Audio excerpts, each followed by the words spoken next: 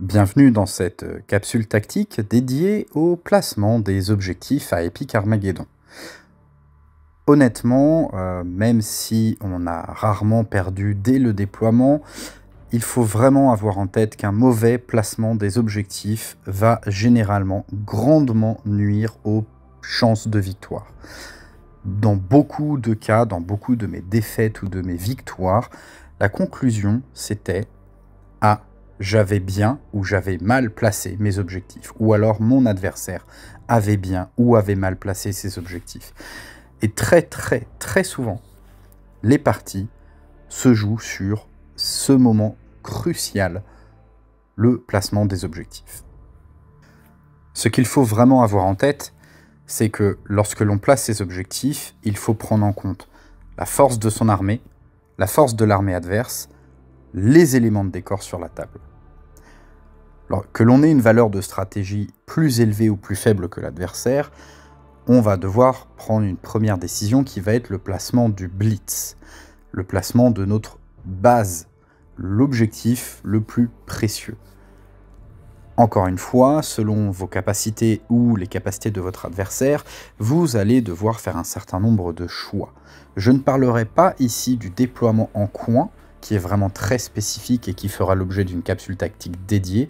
On va se concentrer sur un déploiement classique, mais je vais vous donner des conseils généraux. La première chose, essayez de placer votre blitz à un endroit qui est facilement défendable. Pour ce faire, il y a deux façons principales.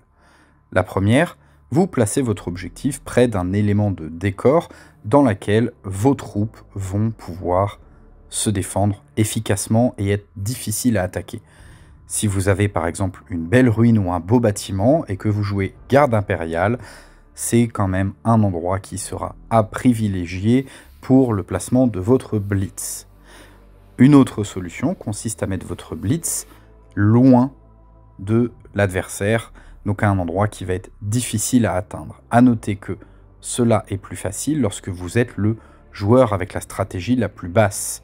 Votre adversaire va devoir placer son blitz et vous allez placer le vôtre à l'opposé de votre adversaire.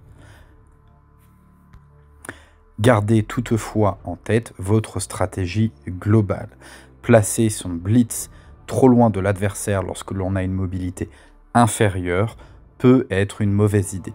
Donc, le placement du blitz va dépendre du placement de l'adversaire. Vous allez devoir vous demander si il est mobile ou pas. Est-ce qu'il a des opportunités, par exemple, de téléportation ou de podage, ce qui veut dire que même si vous êtes loin de l'adversaire, il pourra facilement aller récupérer cet objectif, et auquel cas, on privilégiera plutôt un placement de blitz dans une zone facile à défendre, quitte à ce que l'adversaire vienne attaquer votre blitz autant qu'il vienne se casser les dents sur vos troupes en garnison. Pour le placement des objectifs suivants, vous allez devoir réfléchir à votre stratégie globale. Avez-vous une liste taillée pour défendre des objectifs, pour agresser l'adversaire, par exemple avec des pods ou de la téléportation? Avez-vous des unités rapides, plutôt lentes, des unités avec une grande puissance de tir? Prenez tous ces éléments en compte et réfléchissez aussi à la force de votre adversaire. Si je joue en suractivation par rapport à mon adversaire et que je suis plus rapide, par exemple je joue Eldar contre une Titan Légion, je vais éclater le jeu. Je vais faire en sorte que les objectifs soient éparpillés sur la table. Pourquoi? Parce que mon adversaire aura moins d'activation. Je vais essayer d'en neutraliser quelques-unes et je vais profiter de ma vitesse et de ma suractivation pour aller m'emparer des objectifs qui seront trop loin pour mon adversaire. A l'inverse, si justement j'ai une liste plus élite, je suis peut-être en sous-activation, mais j'ai soit une grosse force de frappe, soit par exemple une très bonne capacité à aller attaquer l'adversaire dans son camp, et bien là je vais aller faire souvent des triangles avec les objectifs. Je vais essayer d'avoir un maximum d'objectifs groupés dans une petite zone.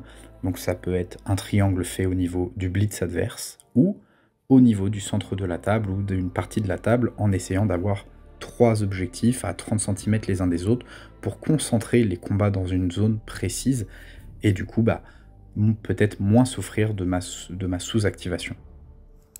On va prendre un premier exemple. On va visualiser une carte. Toutes les zones de décor que vous voyez ici sont des zones de ruines ou de couverts, par exemple de la forêt. Et vous êtes un joueur Légion Titanique contre un joueur Orc. Le joueur Orc va placer son objectif en premier, près d'une ruine, de façon à pouvoir facilement le défendre. Le joueur Titan va éventuellement mettre un de ses objectifs un peu plus loin afin de pouvoir y laisser peut-être un petit river ou un warlord ou quelque chose pour le défendre. Le joueur Orc va ensuite placer un de ses objectifs, enfin un des objectifs du coup, de la Légion Titanique, dans une ruine. Facile à attaquer, son infanterie aura un super couvert. Et c'est là où le joueur Titan va devoir faire un choix, et le choix intelligent ici va être de se dire qu'il faut concentrer l'assaut et le combat au centre de la table. Il va donc aller placer les deux objectifs orques suivants en triangle par rapport au premier objectif placé dans son camp. De cette façon, avec seulement peut-être deux grosses pièces, imaginons un Warlord et un River, il pourra venir contester les trois objectifs qui seront placés à 30 cm les trois des autres. Donc vous voyez ici les deux objectifs triangle vert, qui sont deux objectifs dans le camp orc, sont placés très proches du premier objectif titan qui avait été placé dans son camp. A l'inverse, le joueur orc aura placé le deuxième objectif titan loin du centre pour pouvoir y envoyer facilement une unité rapide, parce qu'il sait que la Légion Titan aura beaucoup de mal à avoir des activations pour aller s'emparer de tous les objectifs.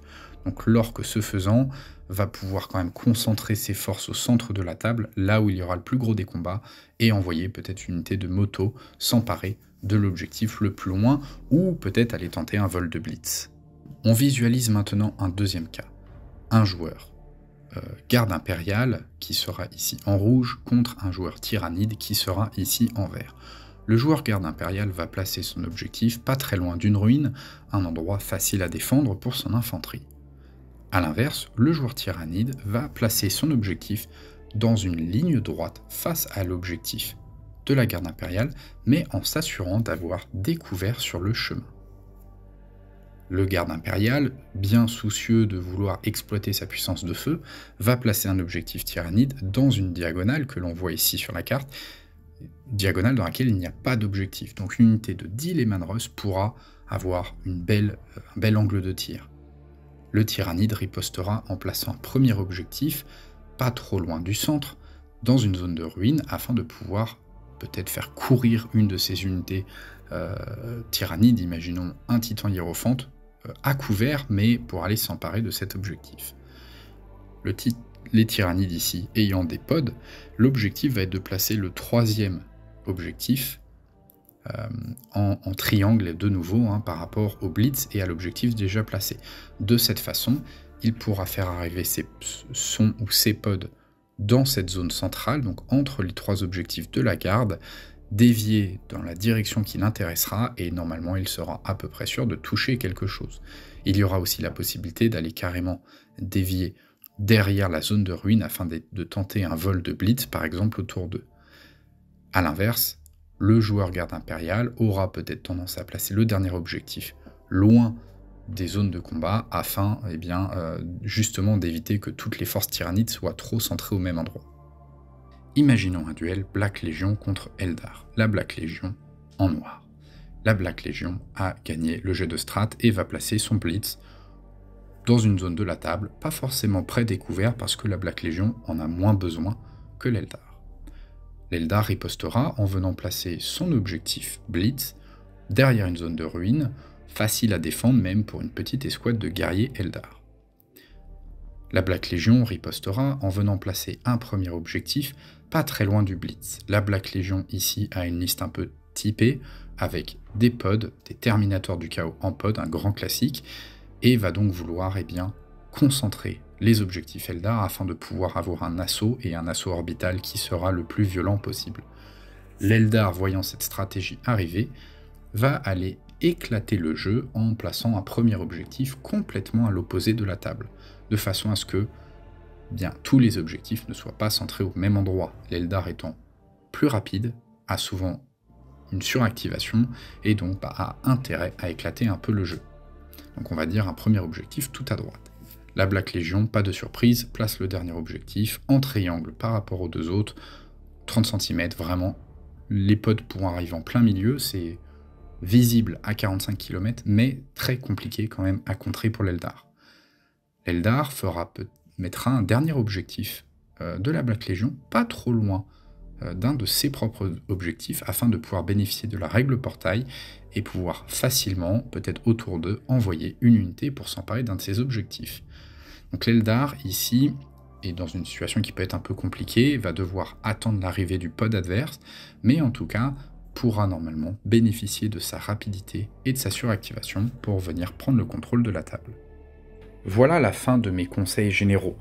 Le principe, je pense, principal est, encore une fois, de connaître son plan de jeu, connaître sa liste, avoir quand même une bonne idée des forces de son adversaire et observer les décors présents sur la table pour essayer d'en bénéficier. Ne vous mettez pas à découvert si votre adversaire a une meilleure puissance de feu, n'éclatez pas le jeu si vous avez une moins bonne rapidité, et à l'inverse, eh bien, si vous êtes plus élite et en sous-activation, venez concentrer les objectifs afin de vous assurer qu'il y ait des beaux combats centraux où votre qualité eh bien, vous permettra de prendre le dessus. Maintenant, il y aura beaucoup de variations qui peuvent se jouer parfois à pas grand chose, et malheureusement à part l'expérience de jeu et l'expérience avec votre liste, je n'aurai pas beaucoup d'autres conseils à vous donner, mais réfléchissez bien à différents types de déploiements, ayez en tête comment vous voulez jouer votre liste, et surtout essayez de prévisualiser un petit peu vos différents match-ups en vous demandant si j'affronte ce type de liste, comment je devrais placer mes objectifs et comment je dois aussi peut-être empêcher mon adversaire de venir placer les siens. J'espère que ces conseils vous ont aidé et on se retrouve à très bientôt pour une prochaine capsule tactique.